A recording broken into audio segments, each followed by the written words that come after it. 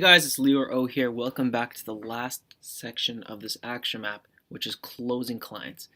First part of closing clients will be handling applications that are going to be coming in after a few weeks when you start to use Facebook ads.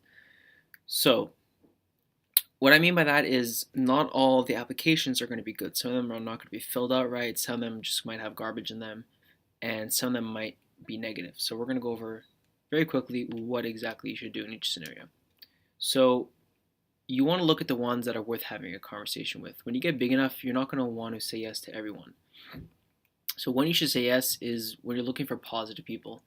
If you remember correctly, the type of questions we included in the application sort of brought about a good response from them, and it asked them if they were ready to move forward right away, if they were eager to start working, and it asked them about their goals and stuff like that. If they don't fill it out properly, which you should ask them to do in your video, then you can tell that they're not serious and they just want to waste your time.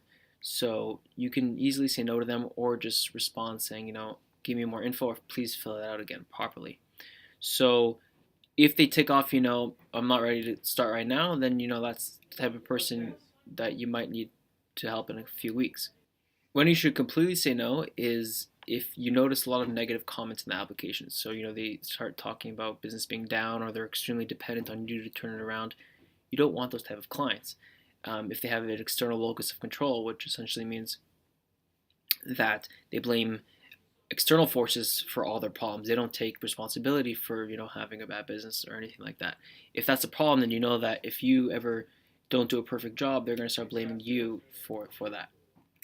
You want to have really fast response when handling these applications. So the moment you get it, you can send a notification on your phone to get them right away, and you want to respond within the hour. The longer it takes, the lower percentage of response that you'll get from them, because they might change their mind, or they might not be interested anymore. They might just start thinking that you're not really the authority that they thought you were. Now, what I would do for this to limit the back and forth is I would use a booking system called scheduleonce.com. There's also timetrade.com, I believe, is another one.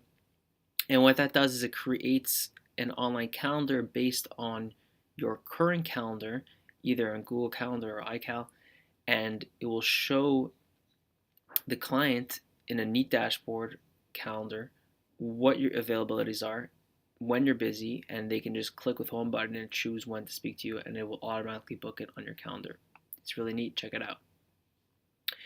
Now, whether you should email them back or phone them back right away, what I would do is just stick with email, because it's faster to just work throughout the day like that, to book this call. And if they don't respond, I will call them up to book a slot. So that's pretty much it. And next we're going to be going over how to close them in the consultation once it's booked.